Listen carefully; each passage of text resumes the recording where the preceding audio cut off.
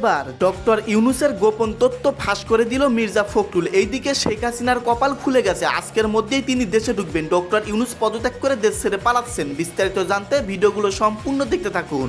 সরকার হাটে পাতায় পাতায়, বিএনপি হাতে রগে রগে। সম্ভবত এটাকে বলে মরার উপর খরার ঘা। নতুন দল গড়ে তোলার দিকেই সরকারের সব মনোযোগ। দেখছেন কত বড় অভিযোগ।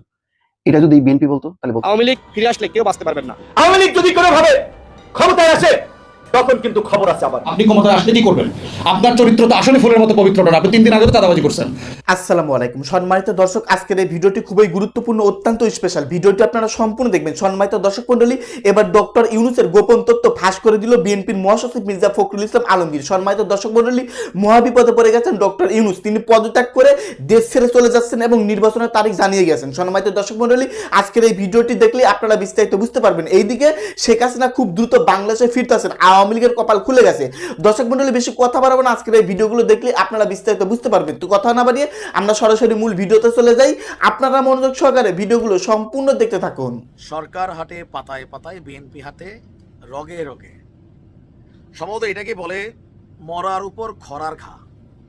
একে তো ইউনূস সরকার অনেকটা মরা অবস্থায় আছে, বিএনপি এবার খরা নিয়ে আসতেছে। খরা, হ্যাঁ, যে ঝড় তৈরি হবে। আর অন্য যে আগামী কুরবানির পর দেশে আসলে কি ঘটতে যাচ্ছে। মোটামুটি 180 ডিগ্রি অ্যাঙ্গেলে যে ড্রাইভিং সিটে বসে ছিল বিএনপি, এটা ঘুরান দিছে গ্যাচ করে।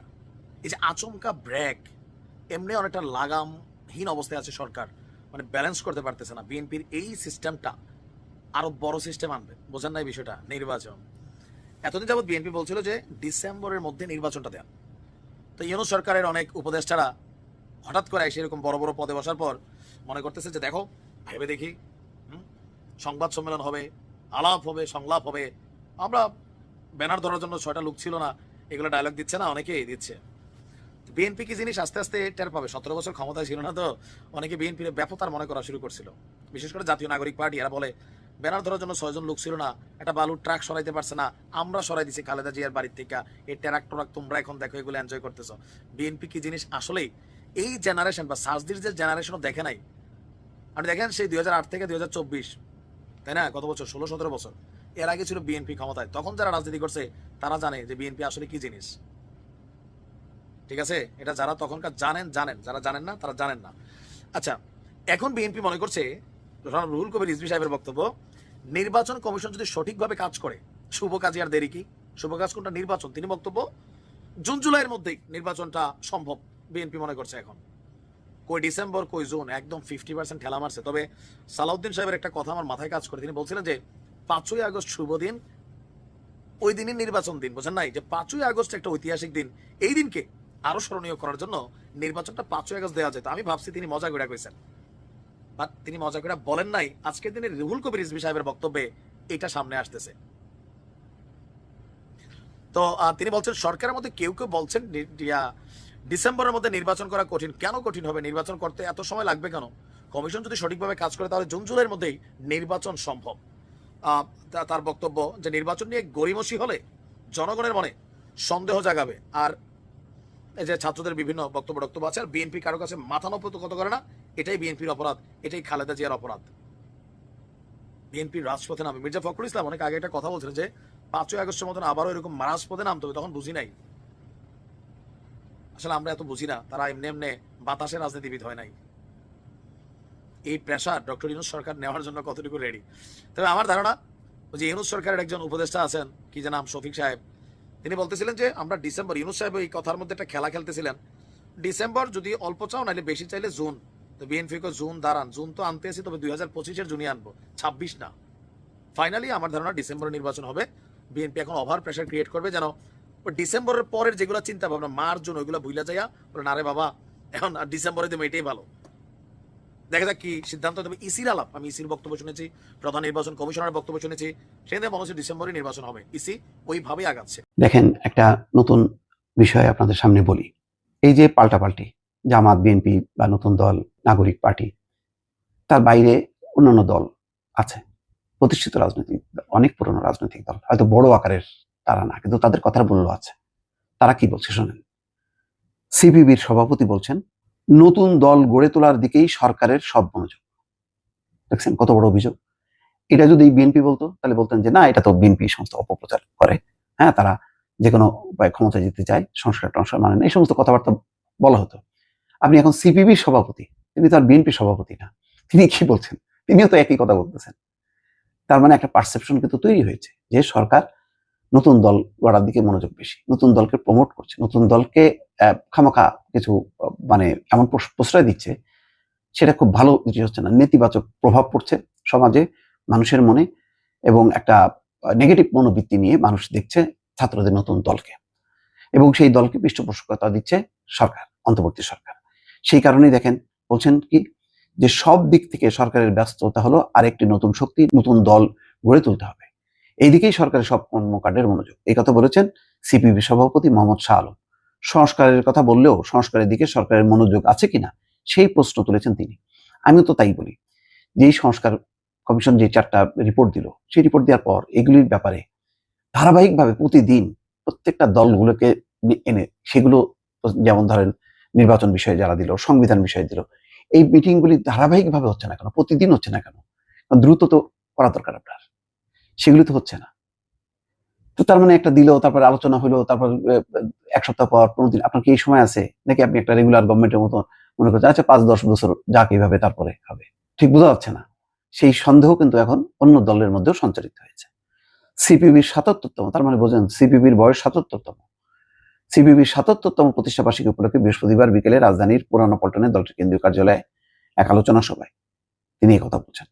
তো শাহ আলম বলছেন অনেকে সবকিছু 24 থেকে শুরু করতে চায়, অনেকে সবকিছু 24 থেকে শুরু করতে চায়। আমি তো সেই কথা বলি যে ভাই, এই আন্দোলন তো অনেকদিন থেকে, সেই ধারাবাহিকতাটা তো টানতে হবে। পুরনো কাউকে চিনবেন না, পুরনো কারা যুক্ত ছিল, কার কি ভূমিকা, সেগুলো না করে 2024-এ কার কি ভূমিকা, 36 দিনে কে কি ভূমিকা পালন করছে, ওইটা নিয়ে মেতে আছে। এটা শর্টকাট কোনো ইতিহাস না। স্বৈরাচার বিরোধী আন্দোলনের একটা লম্বা ইতিহাস আছে, যেমন মুক্তিযুদ্ধ, স্বাধীনতা, সবকিছুর পিছনে। কিন্তু অনেকে ওই যে 24 থেকে শুরু করতে চায়। কিন্তু মুক্তিযুদ্ধের বিরোধিতা ও শেখ হাসিনার বিরোধিতা কি এক? মুক্তিযুদ্ধকে ঢাল হিসেবে ব্যবহার করেছেন শেখ হাসিনা। বিভিন্ন ঘটনার জন্য শেখ হাসিনার স্বৈরাচারী মনোভাব ও স্বৈরতন্ত্রকে দায়ী করে তিনি বলেন, ওরা মুক্তিযুদ্ধকে নিয়ে সাহস দেখাচ্ছে, 72-এর সংবিধানকে ছুঁড়ে ফেলে দেবে, 32 নম্বর ভেঙে দিচ্ছে, লালনের অনুসারীদের উপর আক্রমণ হচ্ছে, মাজার ভেঙে দিচ্ছে, একের পর এক ঘটনা ঘটছে, করতে পারছে কেন? এসবের দায় কার? এর জন্য দায়ী শেখ হাসিনা। শেখ হাসিনা ঠিকই, সে স্বৈরতন্ত্রকে এমন ভাবে পরিচালিত করছে যার কারণে উগ্রবাদীরা এখন আশকারা পাইছে, তারা এখন বেপরোয়া, তারা দেখছে যে না, কোনো রেগুলার গভর্নমেন্ট নেই, সুতরাং সেইগুলো এখন তারা চর্চা করছে, যেটা নিয়ে ইতিমধ্যে বিতর্ক তৈরি হয়েছে। রুহিন হোসেন প্রিন্স কি বলছেন? ভোট হলে কিছুটা জবাবদিহির মধ্যে হয়তো আনতে পারবো, অপশক্তি অপকর্ম ঠেকাতে পারবো। হ্যাঁ, সেটাই তো। ভোট ছাড়া এই প্রশাসন দিয়ে এই আইন শৃঙ্খলা, এই পরিস্থিতি নিয়ন্ত্রণ করা এটা খুবই কঠিন। সুতরাং ভোটের বিকল্প নেই, রেগুলার সরকারের বিকল্প নেই, এই কথাটা বারবার বলি। আর সরকার সেটা বাদ দিয়ে একটা নতুন রাজনৈতিক শক্তি গড়ার মধ্যে দিয়ে নতুন একটি রাজনৈতিক দল ক্ষমতায় আসবে, এরকম হয়তো স্বপ্ন কেউ দেখছে, কিন্তু বাস্তবে সেটি করা অসম্ভব। আপনি ক্ষমতায় আসলে কি করবেন? আপনার চরিত্র তো আসলে ফুলের মতো পবিত্রটা না। আপনি 3 দিন আগে তো চাঁদাবাজি করছেন। আপনি তো গার্লস স্কুলের অমুক জায়গা থেকে মেয়েকে ধরে নিয়ে আসছেন, দাড়ি টুপি রাখবে, দাড়ি বড় করবে, জুব্বা পরবে, হজ করে আসবে, ওমরা করে আসবে, টুপি লাগাবে, সারা বছর যত বদমাইশি মাগিবাজি করবে, ওই সময় গিয়ে দাড়ি টুপি ওমরা দিয়া ইলেকশন ক্যাম্পেইন করবে। মোটরসাইকেল নিয়ে এলাকার সবচেয়ে বদমাইশ গুন্ডা পান্ডা ড্রাগনিক বিড়িখোর মদখোরগুলোকে নিয়ে মিছিল মিটিং করা লাগে। দলের ভিতরে যারা সমালোচনাকে নিতে পারেন না, নেতা কর্মীরা একজন আরেকজনকে সমালোচনা করে ওই দলে পদে থাকতে পারে না, তারা কিভাবে রাষ্ট্রে গিয়ে সমালোচনার স্পেস দিবে, বিরোধী দলের বিরোধী মতকে অ্যাপ্রুভ করবে, অ্যাকোমোডেট করবে? দলের ভিতরে থেকে যারা লুটপাট, চুরি, চামারি, দুর্নীতি বন্ধ করতে পারছেন না ক্ষমতায় যাওয়ার আগেই, তারা ক্ষমতায় গিয়ে কিভাবে রাষ্ট্রের ভিতরে দুর্নীতি, চুরি, চামারি, লুটপাট বন্ধ করবেন? তাহলে এই যে মোটা দাগে নির্বাচনকে কেন্দ্র করে দলের আভ্যন্তরীণ সংস্কার দরকার, সেই আলাপটা মোটা দাগে বড় কোনো রাজনৈতিক দল করছে না বলে যেটা আমি আশঙ্কা করছি, অলমোস্ট কোনো রাজনৈতিক দলের বড় দলের নেতাদের সাথে আমরা যখন কথা বলেছি, আমরা দেখেছি তারা বিশ্বাস করে না, নিজেদের মন করে বলেছে যে তারা আসলে কোনো সংস্কার করতে পারবে। তাদের দলের নেতারা যারা সৎ, যারা আন্তরিক, তারা পরিষ্কার করে বলেছে যে আমরা ক্ষমতায় গেলে কোনো সংস্কার হবে না। This is the bottom line বাংলাদেশের। এটাই হলো 24 পরবর্তী নতুন রাজনীতি বন্দোবস্ত। আগের মতোই আমরা ফিরে আসবো ঝাঁকে ঝাঁকে। যেই চাঁদাবাজি, গুন্ডামি, বদমাইশি করবার দায় আমরা রাজনৈতিক দল এবং তাদের নেতাদেরকে দিচ্ছি, নতুনরা কি সেই তদবির, বাণিজ্য, দুর্নীতি, লুটপাট কি করছে না? তরুণ উপদেষ্টা যারা হয়েছে তারা কি খুব সৎ জীবনযাপন করছেন? তাদের এপিএসটা কি শত শত কোটি টাকার লেনদেন করছেন না? আমরা কি এগুলো খবর পাচ্ছি না? জানি তো এগুলো। অতএব প্রশ্ন হচ্ছে যে যারা নতুন বন্দোবস্ত চেয়েছিলেন তারাই তো আসলে পুরাতন বন্দোবস্ত ইতিমধ্যে হারিয়ে গেছেন। তো যারা ইতিমধ্যে পুরাতনের কয়লা গায়ে মেখে ফেলেছেন তারা নতুন বন্দোবস্ত দিতে পারবেন কিনা সেই তর্কও তুলতে হবে। কারণ 24 হচ্ছে এমন একটা জায়গা যে কোনো তর্ককে এখন আর নিষিদ্ধ করা যাবে না, কোনো তর্ককে এখন আর ফেলে দেওয়া যাবে না। কারণ আমরা এখন কালো কোট পরা পেঙ্গুইনদের রাজবংশের শাসনে জমিদারিতে বাস করি না। আমাদের এই জমিদারি হচ্ছে জনগণের জমিদারি, যেই জমিদারিটা শত শত হাজার হাজার বছর ধরে এই জনপদে ছিল। তো সেই বাস্তবতায় আমাদের বক্তব্য খুব পরিষ্কার যে অন্তর্বর্তীকালীন সরকারকে তার এই যে প্যাকেজ প্রায়োরিটিস, সংস্কার, বিচার এবং নির্বাচন, সেই আলোচনার মধ্যে থাকতে হবে তাকে। আমাদের দলের পক্ষ থেকে, আমাদের পক্ষ থেকে নির্বাচন কমিশনের যারা সংস্কার কমিশনে আছেন তাদেরকে আমরা অনেক পরামর্শ দিয়েছি। স্যাডলি অনেকগুলোই আমরা দেখেছি তারা ইগনোর করেছেন। তারা গত পুরাতন আমলের সেই লুটপাটের ইলেকশনটা জারি রাখার জন্য কিছু কাটপেস্ট প্রস্তাবনা দিয়েছেন। দেখেন, বেশ কিছু আমার আগের বক্তারা বলেছেন যে বাংলাদেশের নির্বাচনের যে লুটপাটটা হয় সেখানে দুইটা জায়গাতে মেইনলি নির্বাচনকে ঘিরে ঝামেলাটা হয়। একটা হচ্ছে আপনার প্রার্থিতা বাছাই, আপনি দল কিভাবে কাকে প্রার্থী হিসেবে নমিনেশন দিচ্ছে, এইটা মোটা দাগে একটা বড় জায়গা যেখানে দুর্নীতি, লুটপাট এবং হিউজ হাজার হাজার কোটি টাকার বাণিজ্য হয়। দ্বিতীয় জায়গা হচ্ছে ইলেকশন ক্যাম্পেইন, যে ক্যাম্পেইনটা আসলে কিভাবে অপারেট করা হয়। এখন দেখেন, আমরা সবাই জানি যে একটা ইউনিয়ন পরিষদের চেয়ারম্যান, মেম্বার, উপজেলা পরিষদের চেয়ারম্যান হওয়ার জন্য আপনার কোটি কোটি টাকা দলগুলোকে দিতে হয়েছে এর আগে, এবং এটা যে আগামীতে দিতে হবে না তার কোনো নিশ্চয়তার চরিত্রের পরিবর্তন আমরা এখনো দেখতে পাচ্ছি না। নিশ্চিত দিতে হবে, যেহেতু আওয়ামী লীগ মাঠে নাই এবং দলীয় টিকিট পাওয়া মানেই হলো বিজয় মাল্লা। তো এই বিজয় মালার জন্য এখানে লটারি গ্যাম্বলিংটা আরো বেশি হবে এখানে, কারণ এখানে আর কোনো কম্পিটিশনই নাই।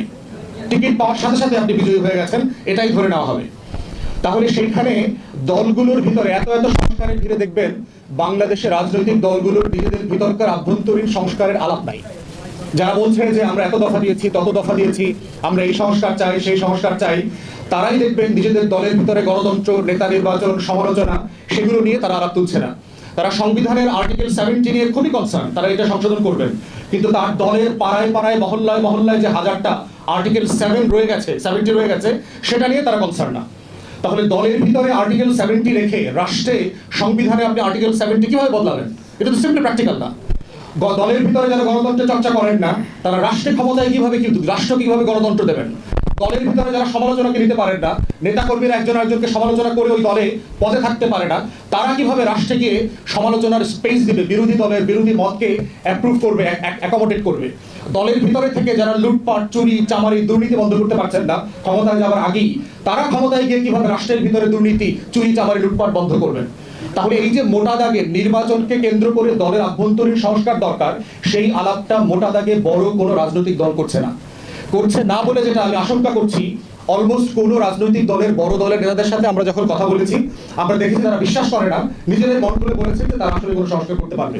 তাদের দলের নেতারা যারা সৎ, যারা আন্তরিক, তারা পরিষ্কার করে বলেছে যে আমরা ক্ষমতায় গেলে কোনো সংস্কার হবে না। This is the bottom line বাংলাদেশের।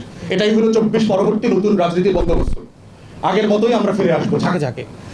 দ্বিতীয় জায়গা দেখেন যে আপনার মনোনয়ন হয়ে গেল, এখন ইলেকশন ক্যাম্পেইন।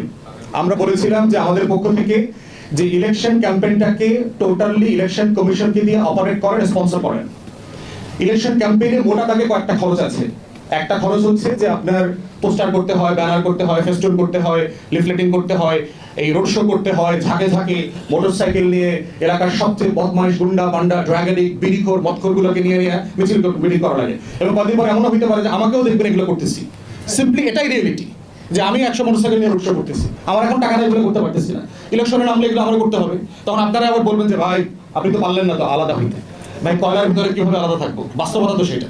তো সেই বাস্তবতায় বলছি যে আপনার এই টোটাল ক্যাম্পেইনটাকে যদি ইলেকশন কমিশন হোস্ট করে, যে একটা সিঙ্গেল পোস্টার হবে, ইলেকশন কমিশন নিজের টাকায় ব্ল্যাক এন্ড হোয়াইট। সম্মানিত দর্শক, বিস্তারিত ভিডিওতে দেখতে পারলেন সমস্ত চাঞ্চল্যকর তথ্য। সম্মানিত দর্শক, বর্তমান দেশের পরিস্থিতি কেমন এই সম্পর্কে নতুন করে কিছুই বলার নেই, আপনারা সকলে এই সম্পর্কে অবগত আছেন।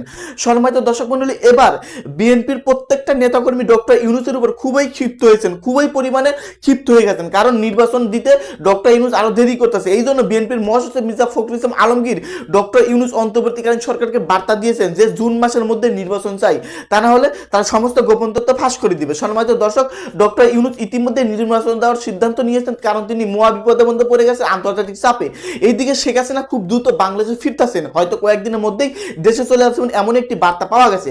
যাক দর্শক, সেনাপ্রধান জেনারেল ওয়াকারুজ্জামান ইতিমধ্যে কঠিন একটা অ্যাকশনে যাচ্ছেন এই ডক্টর ইউনূসের বিরুদ্ধে, শেখ হাসিনার পক্ষ নিচ্ছেন এবং বিএনপিকে নিয়ে নির্বাচন করার মানে দাবি জানাচ্ছেন। দর্শক, এই সম্পর্কে যদি আপনারা কিছু বলতে চান, আপনাদের মূল্যবান মতামত ভিডিওর কমেন্ট বক্সে অবশ্যই লিখে ঝটপট জানিয়ে দিবেন। ভিডিওর সঙ্গে সম্পূর্ণ আকারে থাকার জন্য আপনাদের সবাইকে অসংখ্য ধন্যবাদ।